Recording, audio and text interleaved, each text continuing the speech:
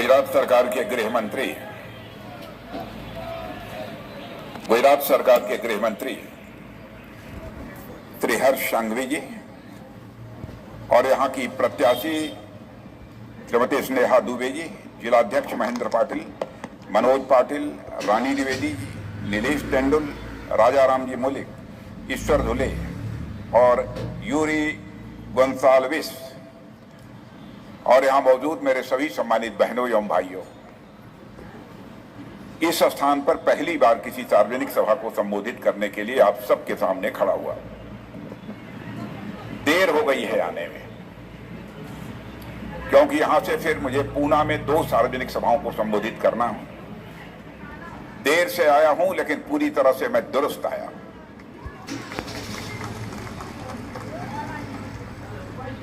आपकी प्रत्याशी स्नेहा दुबे को बोलते हुए मैंने पहली बार सुना है और हमारे राजनीतिक जीवन का जो अनुभव है उस आधार पर मेरे बहनों भाइयों मैं कह सकता हूं, यदि स्नेहा दुबे को चुनकर आपने महाराष्ट्र की विधानसभा में भेजा तो आपकी समस्याओं को आवाज देने का काम कोई करेगा तो स्नेहा दुबे करेगी।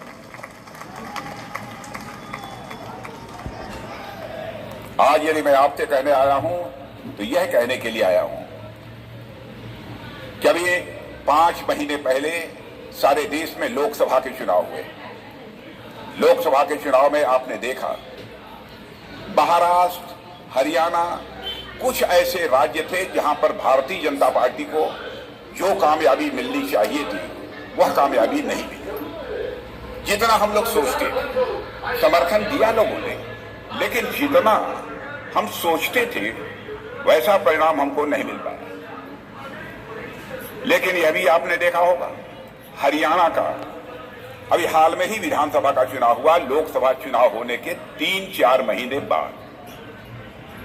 जिस हरियाणा में लोकसभा चुनाव में हमको हमारी अपेक्षा के अनुरूप कामयाबी नहीं मिल पाई थी, उस हरियाणा में की जनता ने विधानसभा के चुनाव में भारतीय जनता पार्टी को क्लियर मेजॉरिटी देकर वहां पर हम लोगों की सरकार बनाई है।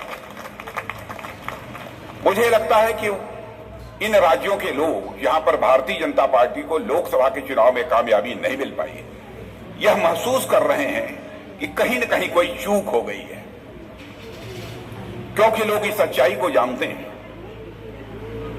कि भारत को, महाराष्ट्र को यदि हमको ले जाना है तो महाराष्ट्र को आगे ले जाने के लिए यहां डबल इंजन की सरकार चाहिए। सिंगल इंजन की सरकार से काम नहीं चलेगा।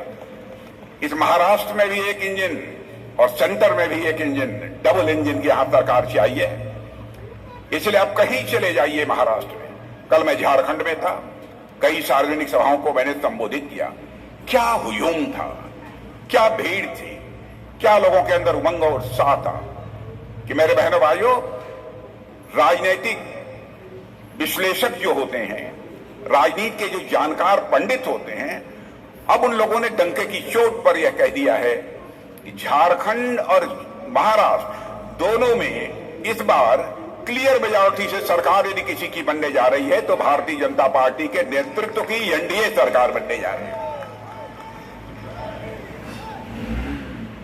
और मैं यह भी कहना चाहता हूं, आप जानते हैं लंबे समय तक जब भारत आजाद हुआ तो लंबे समय तक किसी की हुकूमत रही है तो कांग्रेस की हुकूमत रही है। बराबर इन लोगों ने कहा हम सरकार इसलिए बनाना चाहते हैं क्योंकि भारत से हम गरीबी को दूर करना चाहते हैं। मेरे बहनों भाइयों, मैं आंकड़े नहीं दूंगा, लेकिन सच्चाई है 52-54 वर्षों तक लगातार जिस कांग्रेस ने हुकूमत की, राज्य में भी और दिल्ली में भी गरीबी को दूर नहीं कर पाई।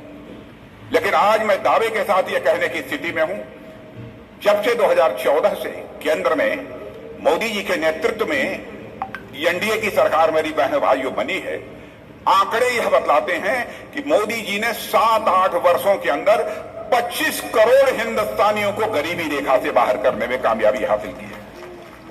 25 करोड़ लोगों को गरीबी रेखा से बाहर करने में कामयाबी हासिल की है। और धन दौलत के दृष्टि से देखा जाए, जो हमारा भारत पहले दुनिया में गरीब भारत के रूप में जाना जाता था, आज धन दौलत के मामले में हमारा भारत दुनिया की टॉप 3 कंट्रीज में, टॉप 3 देशों में आकर हमारा भारत खड़ा हो गया है। और ये अभी टॉप 5, क्षमा कीजिएगा, टॉप 5 कंट्रीज में खड़ा हो गया है। और बड़े बड़े अर्थशास्त्री अभी यह दावा करने लगे हैं कि वह दिन दूर नहीं है कि 2027 आते आते धन दौलत के मामले में, अर्थव्यवस्था के आकार के मामले में उनकी जितनी क्षमता है उससे अधिक आपके बाढ़ वर्ल्ड पोर्ट की यह क्षमता होगी। यह करिश्माई काम यहां पर हमारी सरकार ने किया है।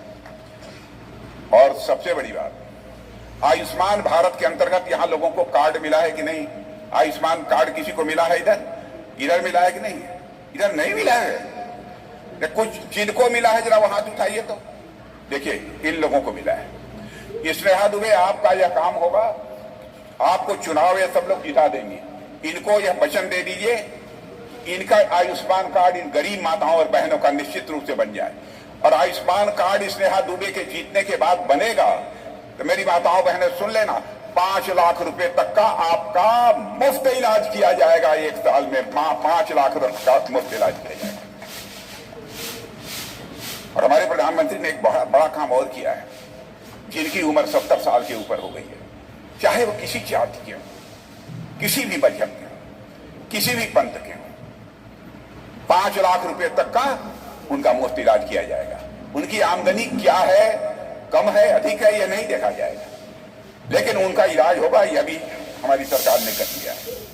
और जानते हैं इस मराठा भूमि का कितना बड़ा सम्मान किया है, महाराष्ट्र की भूमि का, महाराष्ट्र की विरासत का, महाराष्ट्र की भाषा का हमारे प्रधानमंत्री ने, कि मराठी भाषा को अभिजात भाषा का दर्जा देने का काम आजाद भारत में पहली बार भी किसी ने किया है तो हमारे प्रधानमंत्री मोदी जी ने किया है।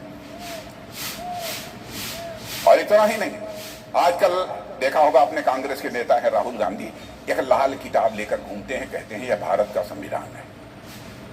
वो कहते हैं भारत का संविधान, इसको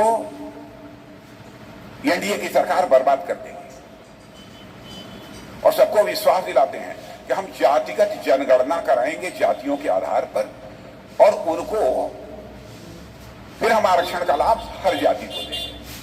बहनों भाइयों, आपको जानकारी है कि नहीं है मैं नहीं जानता हूं, इस देश में एक बार जनगणना हुई थी जिसमें कि लाखों जातियां हैं, लाखों उपजातियां हैं, लाखों गोत्र हैं। जब जनगणना करने वाले लोगों ने देखा, इस सरकार ने देखा इस चीज को, तो सरकार ने कहा अब इसको जारी मत करो। मैं एक बात कहना चाहता हूं, ध्यान से सुनिए। कांग्रेस के लोगों से पूछिए, राहुल गांधी से यह पूछिए, आप हमको इतना बतलाओ, यदि आप अनुसूचित वर्ग, जनजाति, अनुसूचित जनजाति, पिछड़े वर्ग की आप यदि जनगणना कराओगे तो किस किस जाति को कितना कितना आरक्षण दोगे, इसका तुम खुलासा कर दोगे तो तुम्हारे पक्ष में हम वोट करने के लिए तैयार हैं। बहनों भाइयों, नहीं कर सकते हैं, ये आपको धोखा दे रहे हैं, आपको ये छलने की कोशिश कर रहे हैं। ये लोग क्या करेंगे? बाबा साहब भीमराव अंबेडकर जिन्होंने संविधान की रचना की थी, उस बाबा साहब अंबेडकर के खिलाफ भी इसी मुंबई से जब वो चुनाव लड़ रहे थे, कांग्रेस के लोगों ने कैंडिडेट खड़ा किया था और उनको हरवा दिया था। आधुनिक भारत के निर्माता थे बाबा साहब भीमराव अंबेडकर। उनकी इज्जत नहीं की जो संविधान की रचना जिन्होंने की थी, संविधान को एक स्वरूप दिया था, सजाया था, संवारा था। आज वो सभी जातियों को आरक्षण देने की बात कर रहे हैं। धोखा दिया जा रहा है, आपसे झूठ बोला जा रहा है। बाबा साहब भीमराव अंबेडकर गरीब मां की कोख से पैदा हुए थे। चाहिए था कांग्रेस को, 52 वर्षों तक आपने हुकूमत की है, बाबा साहब भीमराव अंबेडकर को आप भारत रत्न की उपाधि दे देते, भारत रत्न के सम्मान से नवाजते, लेकिन कांग्रेस ने नहीं किया। पहली बार जी किसी ने किया है तो हमारे प्रधानमंत्री मोदी जी ने बाबा साहब भीमराव अंबेडकर को भारत रत्न की उपाधि से नवाजा। बाबा साहब जहां भी रहे हैं, देश में रहे हैं, विदेश में रहे हैं, सारे तीर्थ स्थानों का निर्माण करा, सारे स्थानों का निर्माण कराकर उसे हमने पंच तीर्थ के रूप में विकसित किया है, 5 तीर्थ के रूप में विकसित किया है। और बाबा साहब भीमराव अंबेडकर का तहे दिल किसी सरकार ने समर्थन किया, वो की सरकार ने काम किया है तो हमारी सरकार ने काम किया है मेरे भाई। भारतीय जनता पार्टी के बारे में, एनडीए के बारे में मैं बतला दूं आपको, हम जो कहते हैं वह करते हैं। यहां जो लोग बैठे हैं, मैं प्रेस के दोस्तों से भी कहना चाहता हूं, आप 1951 का हमारा घोषणा पत्र उठाकर देख लीजिएगा, 2014 का देख लीजिएगा, 2019 का देख लीजिएगा। जो हमने कहा उसको हमने किया। हमारे कथनी और करनी, हमारे कहने और करने में कभी भी अंतर नहीं रहा है। कांग्रेस ने जो कहा है उसको नहीं किया है। और मैं कहता हूं, एक बात भी निकल जाएगी तो मैं जनता के सामने, देशवासियों के सामने शीश झुकाकर क्षमा मांगने के लिए मेरे बहनों भाइयों में तैयार हूं। इसलिए आज मैं कहने आया हूं, हम जो कहेंगे वो करेंगे, निश्चित रूप से करेंगे। हम लोगों ने 51 में कहा था जम्मू कश्मीर की धारा 370 समाप्त करेंगे। डंके की चोट पर किसी की परवाह नहीं की, धारा 370 को समाप्त कर दिया। कैसे यह हो सकता था? एक देश में 2 प्रधान, 2 विधान, 2 निशान, कैसे चलेंगे? कोई हिम्मत नहीं कर सकता था। हिम्मत यदि किसी ने किया है तो हमारी सरकार ने किया है बहनों भाई। इसलिए मैं आप सबसे अपील करने आया हूं कि आप सभी का समर्थन महायुति, बस चलते हैं महायुति का पूरा समर्थन आपको यह मिलना चाहिए। महाअघाड़ी का जहां तक प्रश्न है, इतने बताऊं, महाअघाड़ी का देख लिया है, आपस में ही गुत्थम गुत्था है, आपस में ही लड़ रहे हैं। ये सरकार क्या चलाएंगे, ये प्रदेश को क्या बनाएंगे, जो खुद ही लड़ रहे हैं। इसलिए मैं आपसे कहने आया हूं, ये चाहते हैं कि मुंबई मिल जाए, महाराष्ट्र मिल जाए, यह उनके लिए एटीएम मशीन के समान होगा। मेरे बहनों भाइयों, इस मुंबई महाराष्ट्र को महाअघाड़ी के लिए एटीएम मत बनने देना, यह मैं आपसे अपील करना चाहता हूं। मत बनने देना एटीएम। महाराष्ट्र का विकास यदि कोई कर सकता है, केवल भारतीय जनता पार्टी और एनडीए ही कर सकती है, महायुति ही कर सकती है। महायुति के अलावा कोई नहीं कर सकता है। देखा नहीं हम लोग एनडीए कैसे सरकार चाहते? देश में प्रतिष्ठा बढ़ी है, भारत की प्रतिष्ठा सारी दुनिया में देश की बढ़ी है, सारी दुनिया में हम लोगों की प्रतिष्ठा बढ़ी है। पहले भारत दुनिया के मंचों पर कुछ बोलता था तो भारत की बात लोग गंभीरता पूर्वक नहीं सुनते थे, कहते थे भारत गरीब देश है, कमजोर देश है, हमारी बात नहीं सुनते थे। आज भारत दुनिया के मंचों पर, अंतर्राष्ट्रीय मंचों पर बोलता है, सारी दुनिया कान खोलकर सुनती है कि भारत बोल क्या रहा है। यह भारत की हैसियत सारी दुनिया में बनी है। मेरे बेटे भाई, धन दौलत के मामले में तो मैंने बतलाया क्या स्थिति भारत की हो गई है। और आपको जानकर आश्चर्य होगा, यहां हिंदू मुसलमान की बात करते हैं। बहनों भाइयों, हम जाति, पंथ और मजहब के आधार पर राजनीति नहीं करना चाहते, हम इंसाफ और इंसानियत के आधार पर राजनीति करना चाहते हैं। ये लोग समाज को बांटकर राजनीति करना चाहते हैं। और उन लोगों को बतलाना चाहता हूं, सरकारें तो आती जाती रहेंगी, लेकिन देश सदैव बना रहेगा। देश की चिंता करो, केवल सरकार की चिंता मत करो। लेकिन नहीं चाहे जैसे भी हमारी सरकार बननी चाहिए। आपको आश्चर्य होगा, आज तक किसी प्रधानमंत्री को दुनिया में सम्मान नहीं मिला जो हमारे प्रधानमंत्री को मिला। मुस्लिम देशों ने, दुनिया के बड़े बड़े मुस्लिम देशों ने किसी देश के प्रधानमंत्री को सर्वोच्च सम्मान देकर नवाजने का काम किया है, तो भारत के प्रधानमंत्री मोदी जी को सर्वोच्च सम्मान अपना देकर नवाजने का काम किया है। इसलिए मेरे बहनों भाइयों, मैं आप सबसे कहने आया हूं कि आप सबका पूरा समर्थन प्राप्त होना चाहिए। और इन लोगों ने 2100 रुपया तो खाते में जा ही रहा होगा, लगभग 25,200। किसानों का ऋण माफ करेंगे, सम्मान राशि को 12,000 से बढ़ाकर 15,000 करेंगे, 12,000 से बढ़ाकर 15,000।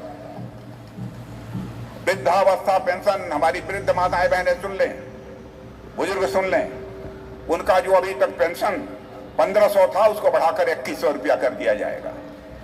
1500 से बढ़ाकर 21 रुपया।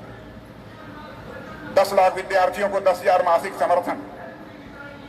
और आंगनबाड़ी और आशा सेवकों को मिलेगा 15,000 रुपये मासिक मानदेय और बीमा सुरक्षा। अभी यह सब सारी चीज ये लोग बतला देंगे, क्योंकि अब मुझे पुणे की 2 सार्वजनिक सभाओं को संबोधित करना है। इसलिए मुझे वहां जाना पड़ेगा। इसलिए बहनों भाइयों, यहीं पर आप सबको अपनी बात समाप्त करते हुए और मैं ये कहना चाहूंगा, स्नेहा दुबे को भारी मतों से जिताकर आप महाराष्ट्र की विधानसभा में देंगे।